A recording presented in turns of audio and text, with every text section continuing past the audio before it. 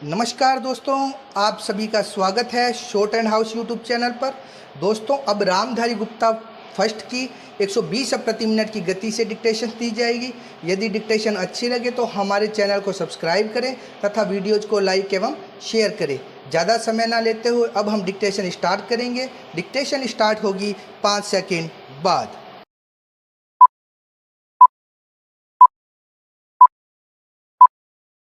Start. उपाध्यक्ष महोदय, budget पर जो चर्चा चल रही है उसमें भाग लेते हुए मैं भी अपने विचार सदन के सामने प्रस्तुत करना चाहता हूं। इस पर विचार करते समय दो स्थितियों को हमें दृष्टि में रखना होगा।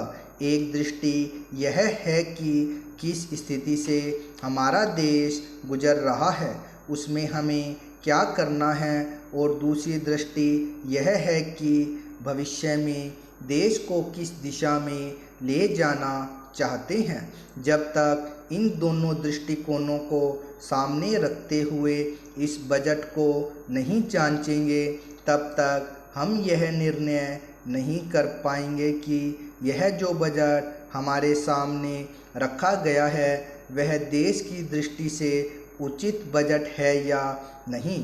जब मैं इस समय की स्थिति को देखता हूँ तो मेरे सामने देश की संकटकालीन स्थिति आ जाती है।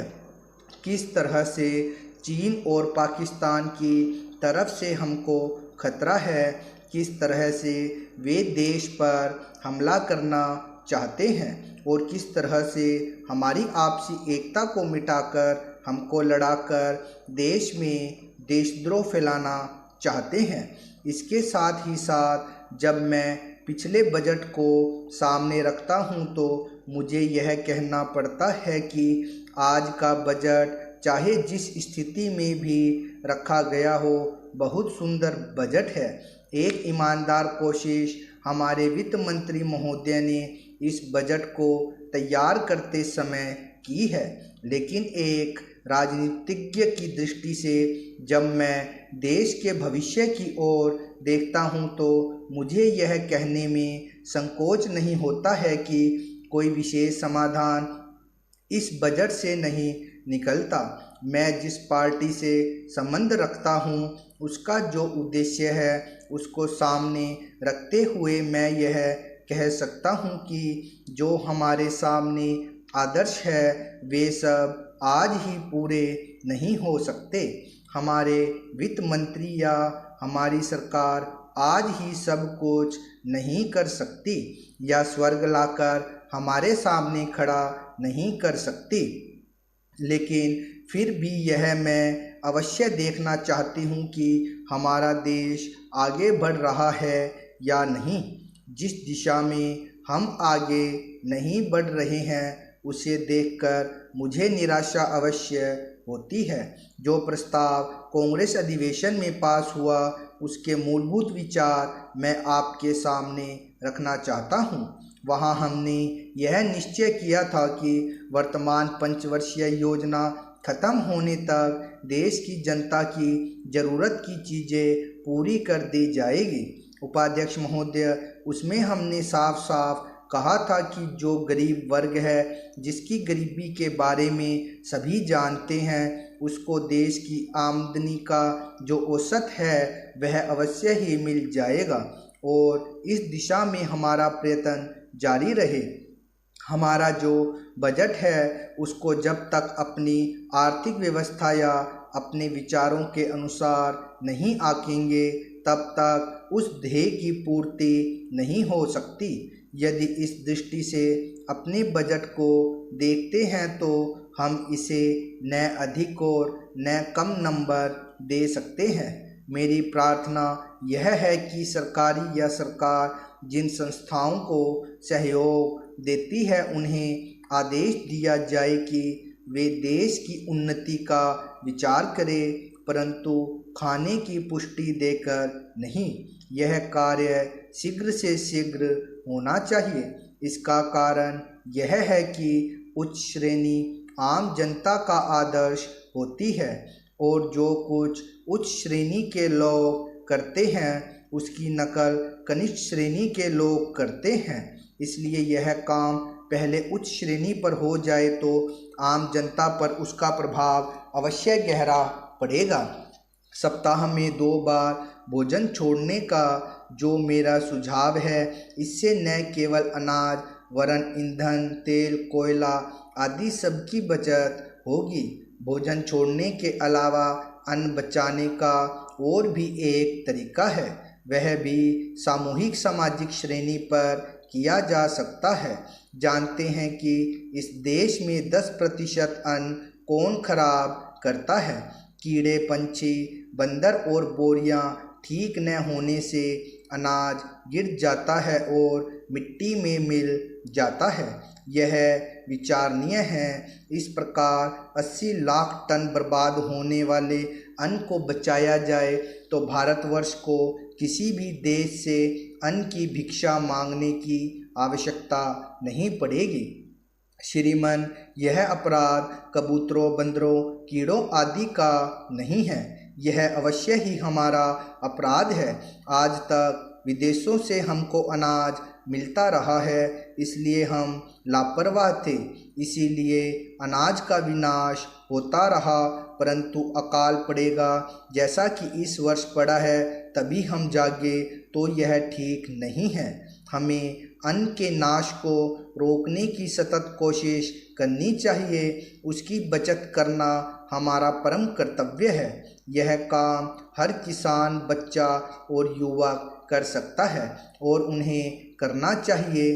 अन्न बचाने की समस्या केवल कानून के जरिए हल नहीं होगी, यह बात भी सामाजिक चेतना पर निर्भर है। अध्यक्ष महोदय, मैं निवेदन करना चाहता हूं कि सरकार को यह निश्चय करना चाहिए कि इस बिल का सही उपयोग किया जाएगा। पुलिस को डाक द्वारा मत देने का अधिकार दिया जा रहा है, वह सही है। वह अधिकार इससे पहले ही दिया जाना चाहिए था, लेकिन आजकल चुनावों में जो गड़बड़ी होती है उसको दूर करने के लिए सरकार को मूल अधिनियम में संशोधन करना चाहिए। माननीय सदस्य ने अभी कहा है कि इस बिल पर ज़्यादा वाद विवाद नहीं होना चाहिए, लेकिन हम विरोधी दल के लोग जानते हैं कि जूता कहाँ काटता है। अगर कांग्रेस पार्टी से चुनाव से पहले गद्दी छोड़ दे और सरकार में न रहे, तब हम देखेंगे कि कांग्रेस को कितने वोट मिलते हैं। चूँकि चुनाव के समय कांग्रेस पार्टी के हाथ में सरकार रहती है, इसलिए उसको इतने वोट मिल जाते हैं। मैंने मध्य प्रदेश में देखा है कि हमारे कुछ कर्मचारियों को आरोप लगाकर पकड़ लिया गया है। इस संबंध में न्यायाधीश का निर्णय वहां की विधानसभा में पढ़कर सुनाया गया है। पुलिस के वोट लेने के लिए ही यह बिल लाया गया है। हमें डर लगता है कि पुलिस पर दबाव डाला जाएगा। सरकार को यह बतला देना चाहिए कि ऐसा नहीं किया जाएगा। यदि प्रारंभ में ही चोर चोर का शोर मचा दिया जाए तो चोर घर में नहीं घुसता है, क्योंकि वह जानता है कि लोग जागे हुए हैं। हम अपना यह शक और चिंता इसीलिए प्रकट कर रहे हैं ताकि सरकार इन बातों का ध्यान रखे और चुनाव में होने वाली गड़बड़ियों को रोकने की कोशिश करे। यह जो छोटा सा बिल लाया गया है वह किसी विशेष मतलब से लाया गया है। जैसा कि विरोधी दल के अन्य माननीय सदस्यों ने कहा, यह बिल किसी विशेष पार्टी के हित के लिए नहीं लाया गया है। केवल अपने प्रदेश से बाहर काम करने वाले पुलिस के आदमियों को डाक द्वारा मत देने का अधिकार देने के लिए नहीं लाया गया है।